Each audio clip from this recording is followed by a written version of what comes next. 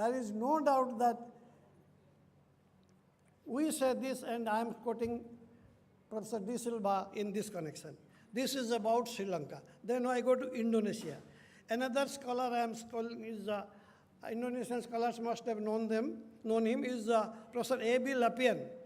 He writes, gives the other side of the story. He writes, he is an expert on maritime history. He writes, the island of Bali to Indonesians, and indeed many, bear the living evidence of ancient relations, example of the way the local people have successfully blended alien cultural elements with their own autonomous customs to produce a unique culture that has become the marvel of many visitors to the island.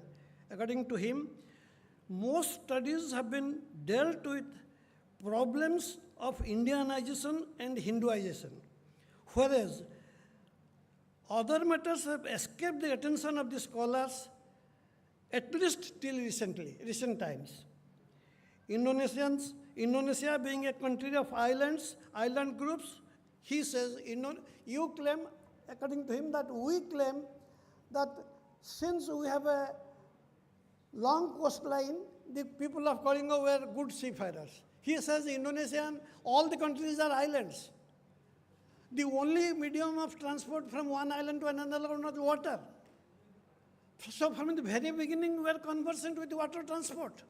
What Indians taught us. There was no aeroplane then. So only means of transport from one island to another island was water. So we have invented water. He says that the Borobudur ship is an Indonesian ship. So that is how he says. So this is one. And another scholar I will quote.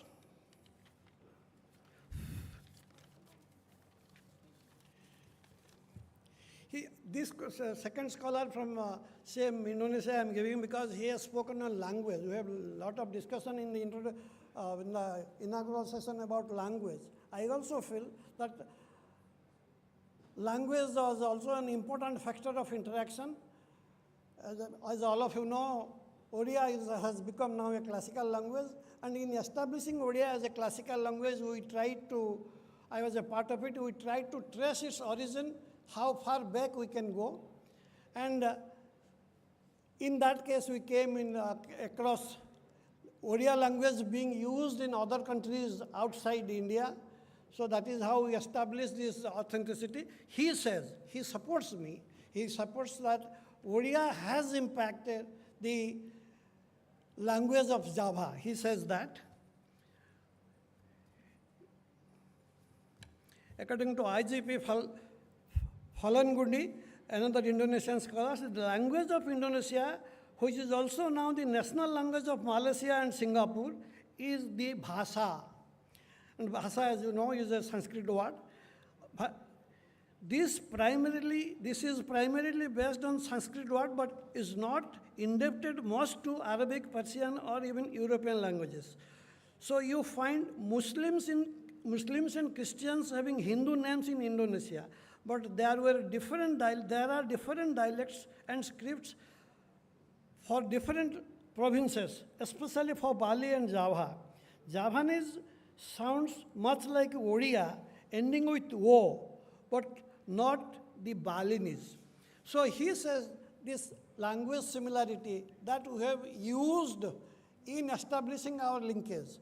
I was telling some of my scholars, some of my eminent scholars who are working in the field, Dr. Banudhar Patra, Dr. Sunil Patnaik, here I have told them both that you work on language, impact of language in our relationship.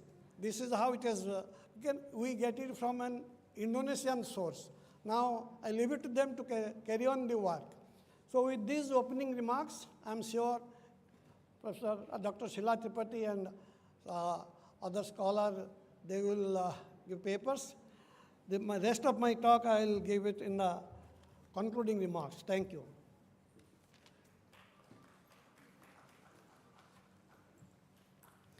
Thank you, Professor Patnaik.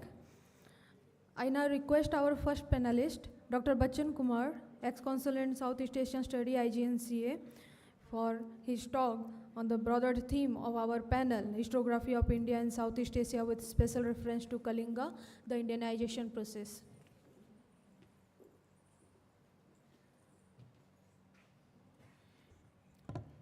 Good afternoon.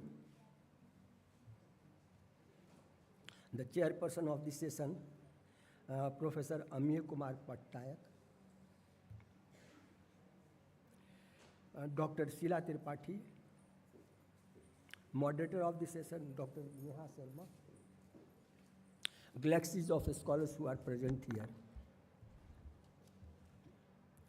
My friend, Dr. Chan Thun Thoe, who has taken pain to come over here from Phnom Penh to this place on my single word. He always hear my words. So he said that, okay, I will come. Don't worry.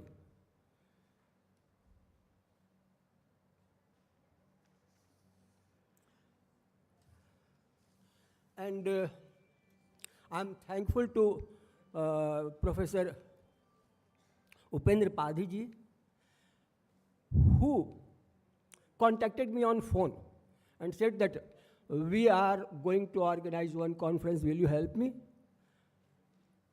I said that, okay, I'm overwhelmed that you are going to organize this conference, and I'm already, I have worked so much on Southeast Asia, and my book is on the way on Jagannath consciousness, India and abroad, in neighboring countries.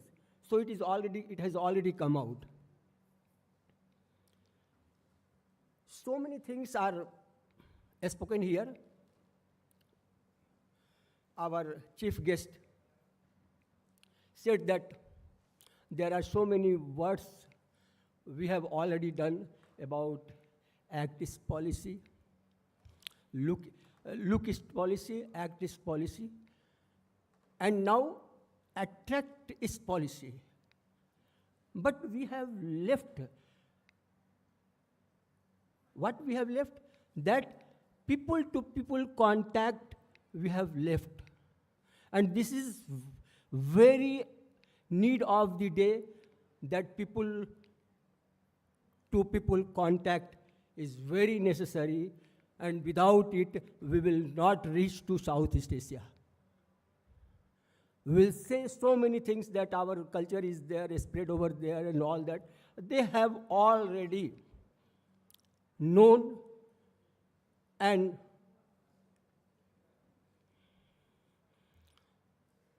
so many words are every day coming.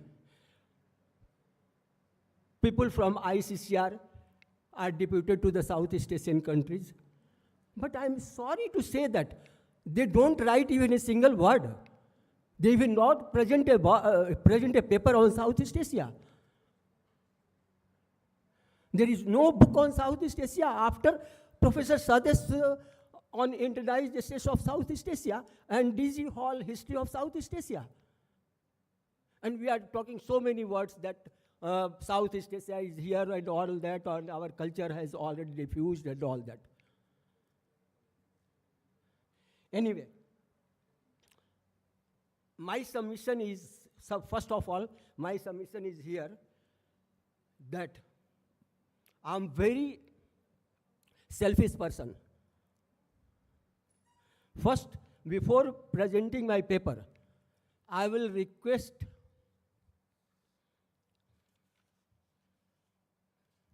Media Institute of Utkal University to start a department on Southeast Asia. Without department, you will not do anything. You will not teach your student. In Manipur, I was visiting professor there. I requested at that time, Dr. Najma Heptullah was governor of Mizoram, Manipur, sorry, Imphal. So I met her. I told her, Madam, I am selfish here. Madam, you have released my book, first book in Parliament. And I'm going to request you that you open a department at Manipur where there is only department of Burmese studies where only language was going to teach there. There was no department. So we are on the just gate of the Burma on Southeast Asia, and there is no Southeast Asia department. She took it very seriously. And now full-fledged department has already been opened. Then they called me that, okay, start preparing academic curriculum and all that. Then I went there and I suggested them to these things you teach first. And I was there to first semester I taught there.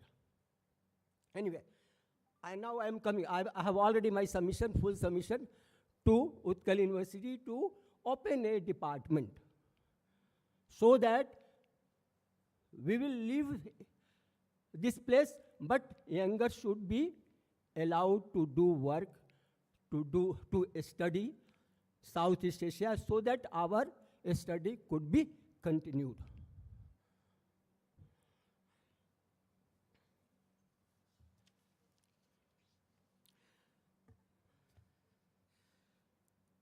Professor Padhi, I told Professor Padhi that I will present a paper, but I couldn't send in time. So I'm going to present a paper here, Kalinga Dwaravati, a study of artistics and cultural proximity or syncretism. So we are here in Kalinga estate or Kalinga place or Kalinga kingdom.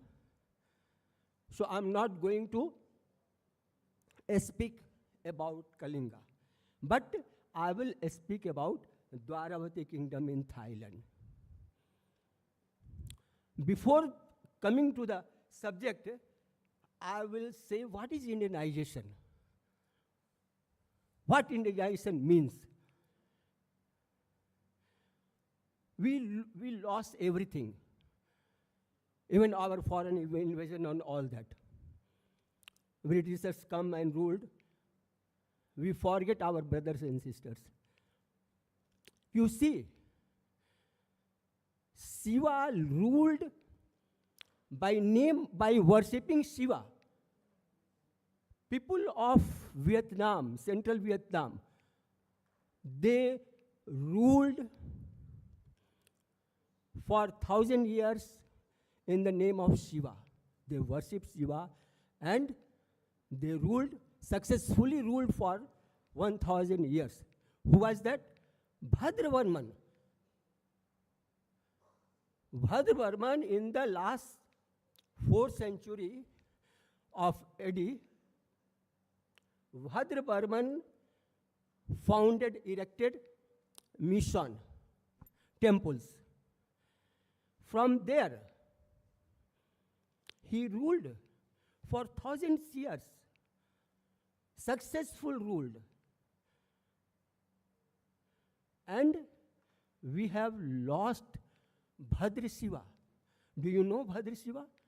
Who was Bhadra Shiva? We know Bhadra Kali, but we don't know Bhadra Shiva.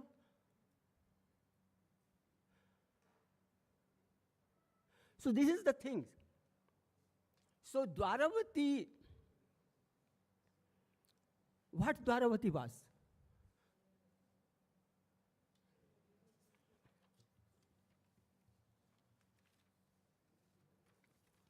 So first I will say something about Indianization. The term Indianization refers to the influence of Indian culture in Southeast Asia.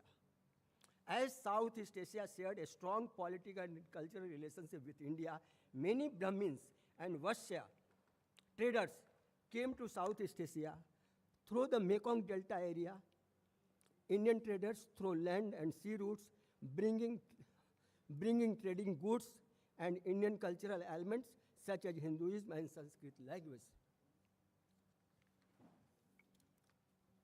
What Sades says in the Indianization of Southeast Asia. Judge Sades, Indianization, the word, not coined by us. Indianization word is first of all coined by the French scholar Judge Sades. And Judge Sades wrote in his book what Indianization is. Yeah. Sir, you just say next PPT following this slide. अरे ठीक है यार, मैं भी कर दूंगा, छोड़ दो.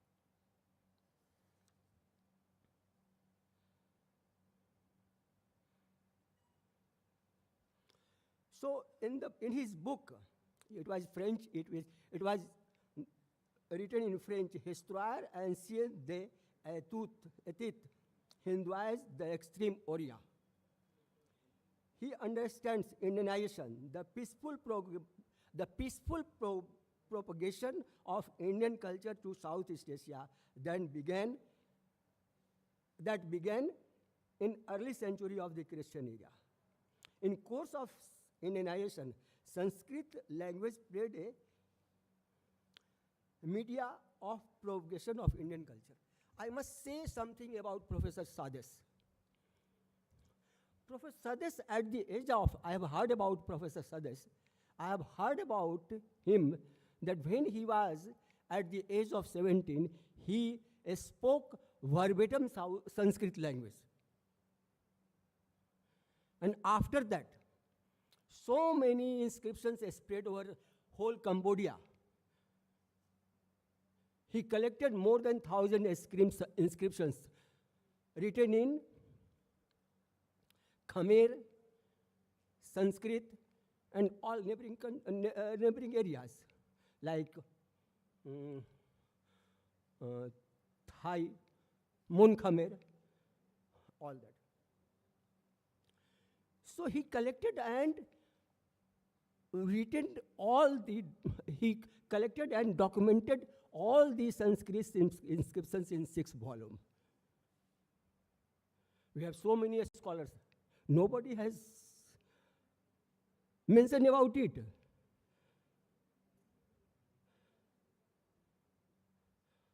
Of course, I'm here, so many galaxies of scholars are here. They will refer all these books. So Sanskrit language was the medium of cultural diffusion in the region of Southeast Asia.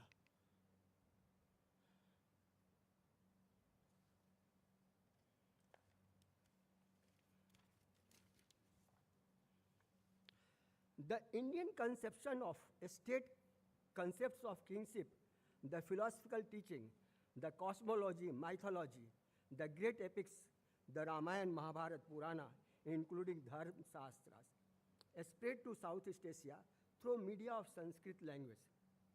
Buddhism and related artistic manifestations also spread there and became the basic religion based on religion. So I'm now coming to Dwaravati. Dwaravati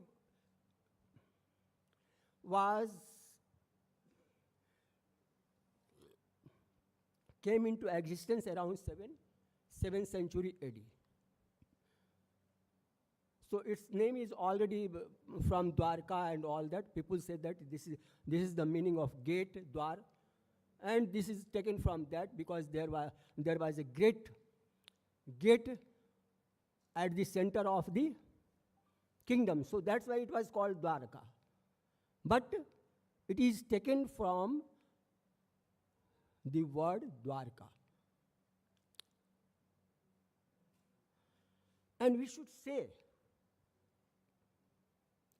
see that both Hinduism, Buddhism, Hinduism means Saivism, Vaishnavism, and in Buddhism, Theravada and Hinayana and Mahayana. So, both the religion, Hinduism and Buddhism, flourished simultaneously. So there were no conflict. And of course, Saivism spread all over Southeast Asia as compared to Vaishnavism. But Vaishnavism first arrived there because my friend Thwe said that Okyo was the first port where Indian culture established, that was Lin Yi, set up by Lin Yi, that was Funan Kingdom.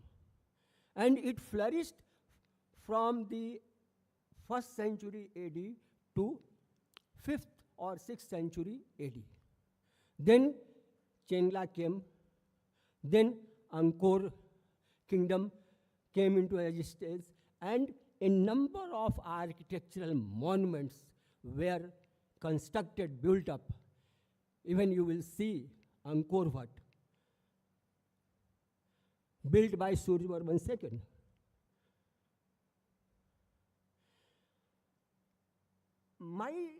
Sometimes I think that why Indians do not work in India? Why they went there? And why they saw gigantic monument? And it was not built in a day.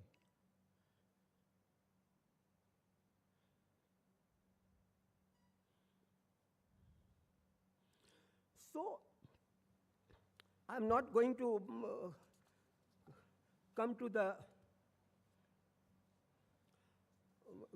cover Kalinga.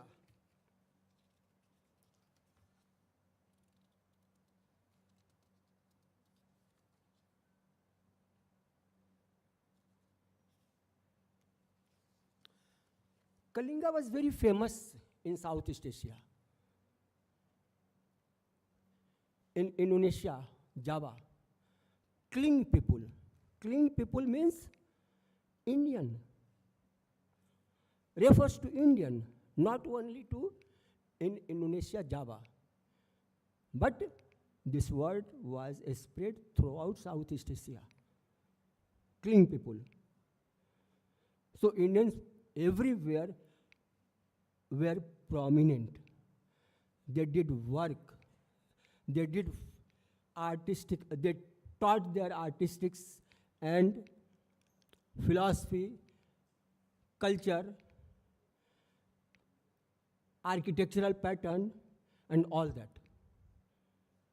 So many things, kinship.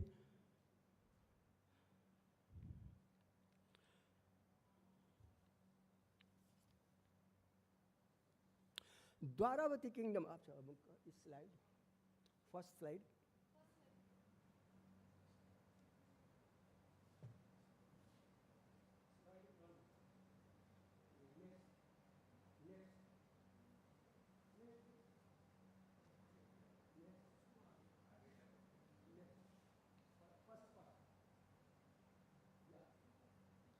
You see, Kalinga and Southeast Asian. इसको कैसे देखें? हाँ?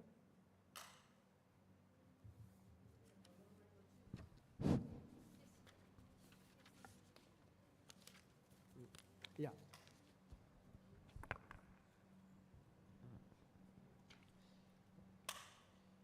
Here in right side, India is there, and Kalinga kingdom. You see, why Kalinga people were much popular, much prominent in Southeast Asia? Because Magad played important role in the spread of Buddhism. It is because of trade and commerce. They were efficient in building boats. They were known to airflow or monsoon, knowledge of monsoon. They had knowledge of monsoon. They used to stay there during adverse monsoon, and they, for their entertainment, they stayed there. They staged Ramayana, Mahabharata, Puranas, and many other things. So, after a spread of Kalingan people, I am not talking about before the prehistoric period, because during prehistoric period we have connection with Southeast Asia. I was traveling to the Mekong Valley. I saw there the image of Mahishasur-Mardani, and that was of bronze. And I studied Mahishasur-Mardani in Indonesia. My paper is already published in Mahishasur-Mardani in Southeast Asia, Mahishasur-Mardani in Indonesia. But what I saw the architectural pattern of Mahishasur-Mardani in Indonesia or other islands in Borneo and all that. So there was influence of the Eastern. And when I went to Vietnam or Mekong Valley, I saw the South influence.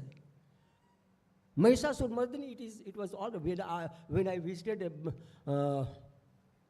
Chennai and all that, there I saw the image of Mahishasur-Mardani of the same artistic pattern in Vietnam Valley, Mekong Valley.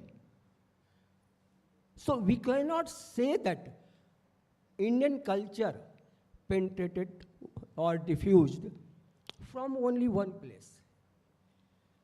It is contribution of whole of India. We had contact with whole India. You will see, I'm going to show some of the artistic sculpture. So, you see,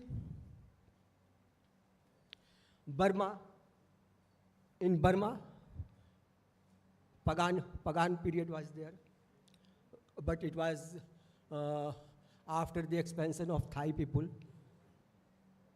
Moon Khmer around after 12th century onwards, Pagan period set up. Siam actually, first kingdom was Dwaravati, then Sukhothai, then Ayodhya and Bangkok period. But before, you see, Dwaravati was not, came into existence in a 1st century or 5th century. Huang Sang has written in his travelogue that there is a kingdom, Tolopoti. Tolopoti was the kingdom which was translated to Dwaravati. So this is Chinese variation, Chinese translation. Okay. I will finish in 5 minutes. Okay. So next. So this was trade route from south and east coast, and the most important port was Tamrilipti. Tamrilipti in Odishan coast. Now it is in Bengal. Tamrilipti. So Tamrilipti was the most important seaport from where diffusion of art presently in Bengal. Yes, originally it was in Kalinga.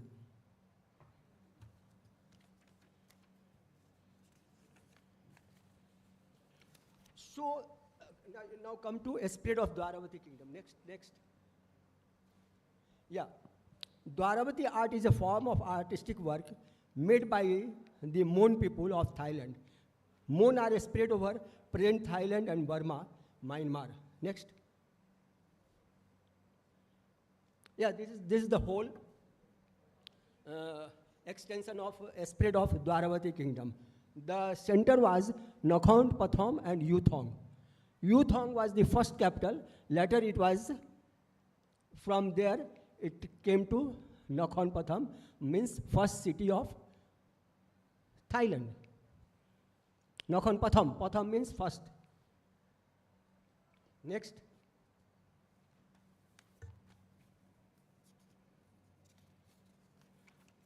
Yeah, you see, Indian people were expert in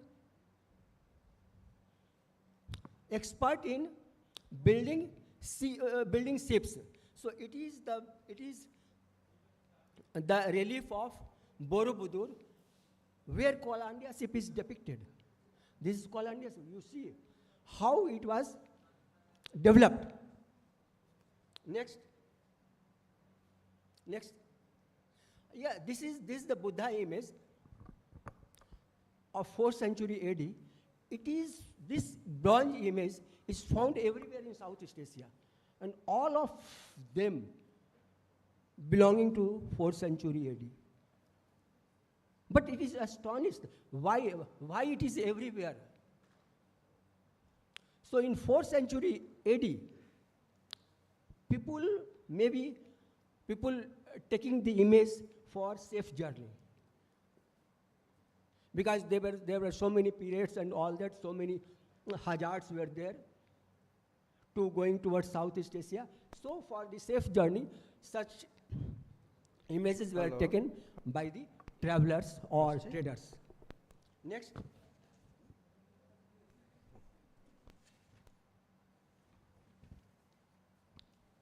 Yeah, Dwaravati kingdom actually was Nakhon Pathom, 7th to 8th century AD. It is beautiful Dharm Chakra. Dharm Chakra, it denotes Hinayana form of Buddhism.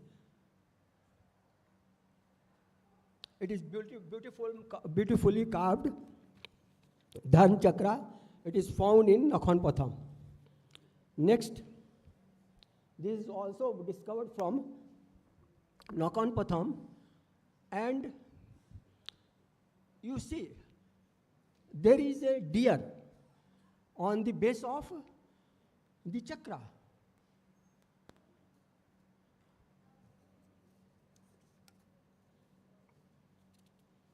Beautiful. Next. Yeah, it is also deer. There is also deer. Next. This is also this is discovered from Yuthong, Central Thailand, 7th, 8th century AD. Yeah, it is Votiva Stupa. Votiva Stupa bearing inscription, the well-known Buddhist creed, E Dhamma in Pali. This is discovered from Nakhon Pathom.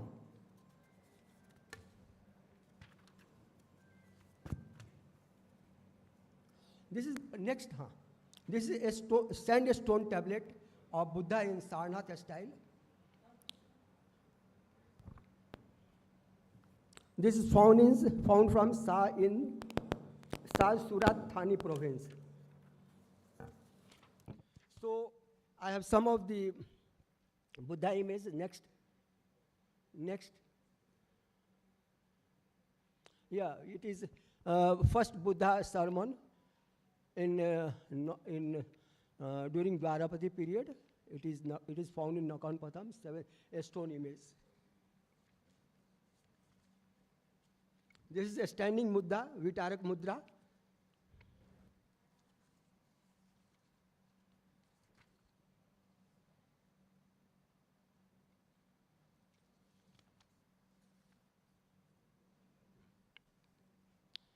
Next. Okay. This is Buddha under Naga. seven-hooded Naga. Buddha was, when he was getting enlightenment, he was protected by the Naga, Mushlinda. So it is already displayed by the Dwaravati people.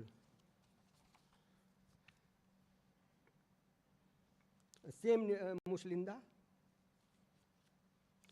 Yeah. Scholars of Thailand usually say that there was Hinayana form of Buddhism in Dwaravati kingdom. But it was not so. Both Mahayana and Hinayana, both form of Buddhism prevailed. So this is the image of Avalokiteshvara Bodhisattva. Next.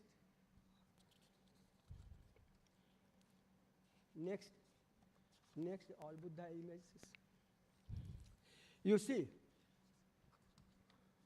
Mukhlinga in a stone, pre-Angkorian style, 7th to 8th century. It was discovered from Yuthong. Musician, next. Yeah, next. Yeah, musician playing musical instruments. And these musical instruments are very much similar to the Indian types. Carnelian beads. So this is from Yuthong sites. This is the temple, just similar to Mahabodhi temple of Bodh Gaya. This is a replica of Mahabodhi temple. This temple is called Wal Chet Ot. It is very near to Chiang Mai.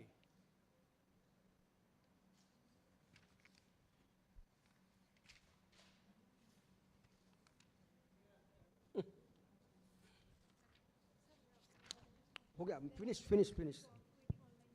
Okay.